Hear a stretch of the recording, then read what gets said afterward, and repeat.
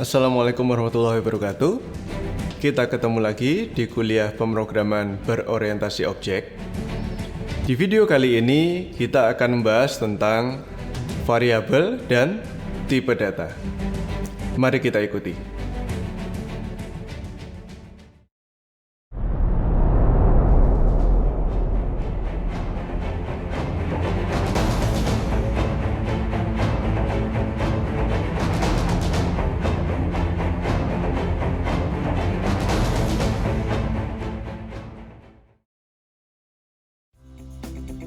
Oke, mari kita mulai. Yang pertama, kita akan membahas tentang variabel. Variabel secara mudah bisa kita analogikan seperti sebuah kontainer makanan dari plastik. Nah, kontainer tersebut kan bentuknya bermacam-macam. Ada kontainer yang berbentuk kubus, ada kontainer yang berbentuk tabung, ada kontainer yang berbentuk balok. Bisa berbeda-beda bentuknya. Nah, dalam hal ini, karakter variabel yang perlu kita perhatikan adalah seandainya kotak makanan tersebut, kotak kontainer plastik tersebut adalah variabel, maka data atau makanan yang bisa dimasukkan ke dalam kontainer tersebut atau ke dalam variabel tersebut haruslah memiliki bentuk dan ukuran yang sama dengan bentuk dan ukuran kontainer plastik tersebut. Nah, bentuk dan ukuran makanan tadi itulah yang disebut dengan tipe data. Nanti kita akan membahas lebih lanjut tentang ini. Nah, untuk variabel, sebelum kita bisa menggunakannya, yang pertama, variabel harus dibuat dulu, atau istilah lainnya adalah dideklarasikan. Ketika kita mendeklarasikan sebuah variabel, maka kita harus menyebutkan juga tipe data untuk variabel tersebut apa. Konsekuensi dari hal ini adalah data yang bisa dimasukkan ke dalam variabel tersebut hanyalah data dengan tipe yang sama. Nah, karakter terakhir dari sebuah variabel adalah data yang ada di dalamnya bisa diubah. Oleh karena itu, disebut dengan variabel. Oke. Untuk bisa memahami variabel secara lebih mendalam, kita perlu memahami kaitan antara variabel dengan memori. Jadi sebenarnya, variabel itu menunjuk pada satu area tertentu di dalam memori yang digunakan untuk menyimpan data atau nilai atau value tertentu. Nah, lokasi dari data atau nilai tadi tidak perlu kita ketahui, tidak perlu kita ingat. Fungsi dari variabel adalah untuk itu. Jadi, dengan variabel kita bisa dengan mudah mengakses data atau nilai tadi tanpa harus mengetahui di mana letak data tadi di dalam memori. Jadi kita tidak perlu mengetahui tentang alamat data tersebut di dalam memori. Kita hanya perlu menggunakan variabel untuk merujuk data tersebut.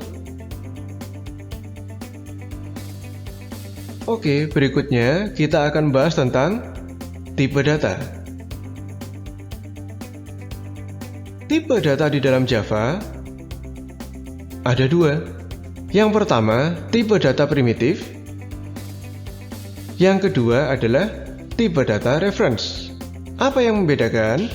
Tipe data primitif hanya bisa mengacu pada data-data sederhana. Sedangkan tipe data reference ini artinya mengacu pada data berupa objek. Apa kelebihan reference dibanding primitif, objek tidak dibatasi bentuk dalam arti isinya seperti apa, begitu juga dengan ukurannya. Jadi, tipe data reference ini kelebihannya adalah dia bisa mengandung sebuah data yang kompleks, rumit, bentuknya bisa bermacam-macam, dan juga ukurannya pun tidak terbatas. Itulah kelebihan dari tipe data reference. Nah, tipe data reference ini nanti akan kita pelajari lebih lanjut ketika kita mempelajari kelas dan objek. Untuk saat ini, fokus pembahasan kita adalah tentang tipe data primitif. Tipe data primitif dapat dibagi menjadi 4, yaitu yang pertama untuk bilangan bulat, ada byte, short, int, dan long. Kemudian untuk bilangan real, ada float dan double. Kemudian ada tipe khusus untuk menyimpan nilai true atau false, yaitu tipe boolean. Dan terakhir adalah tipe data untuk menyimpan data berupa karakter, yaitu char. Nah, di sini dapat kita lihat contoh deklarasi variabel. Yang pertama adalah contoh deklarasi variabel bilangan bulat. Di sini tipe yang digunakan adalah tipe integer atau int. Variabel yang dibuat diberi nama x. Oke, tipe data yang digunakan adalah int dan variabel x diisi dengan sebuah angka yaitu 100. Kemudian contoh yang kedua adalah contoh untuk variabel bilangan real. Di sini tipe data yang digunakan adalah tipe data float. Angka yang dimasukkan sama yaitu 100, tapi yang membedakan di sini adalah 100 di sini bukanlah sebuah bilangan bulat, tapi dihitung sebagai bilangan real. Mengapa?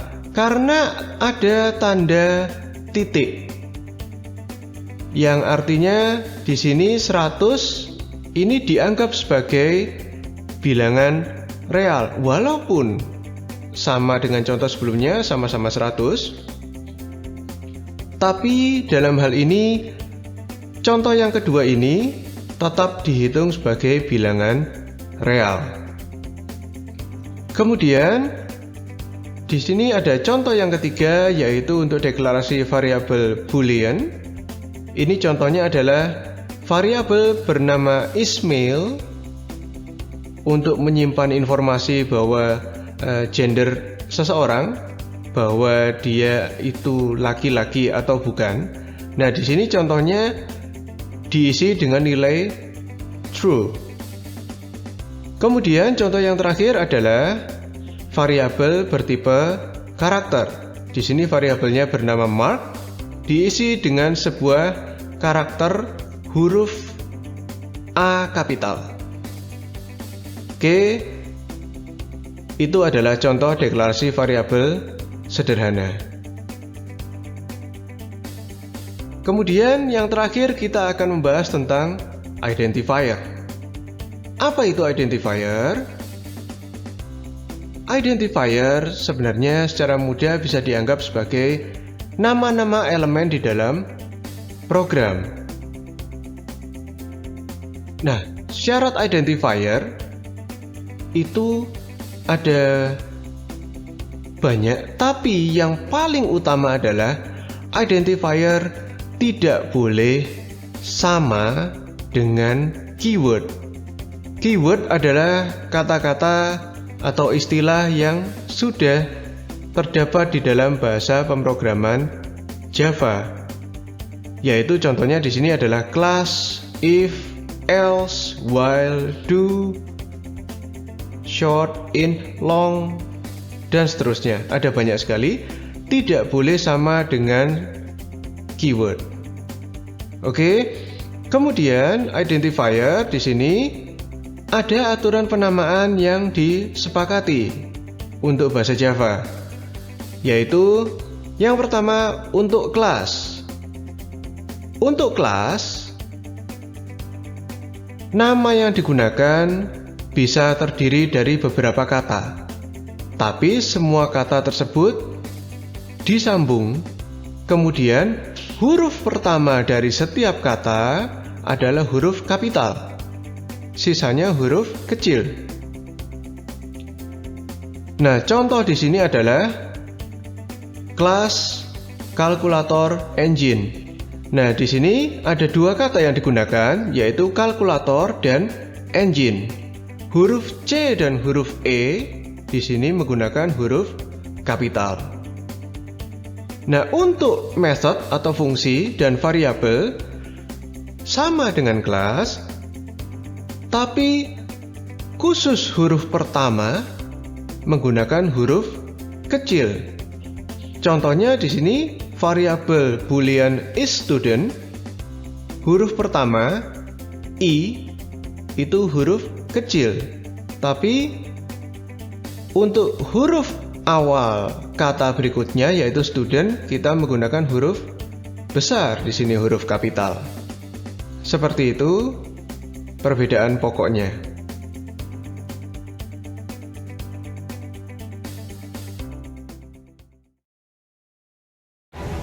Oke, demikian tadi pembahasan tentang variabel dan tipe data. Saya harap Anda bisa mengambil pelajaran dari video ini, dan tentu juga saya berharap Anda menikmati video ini. Oke, sampai ketemu di video berikutnya.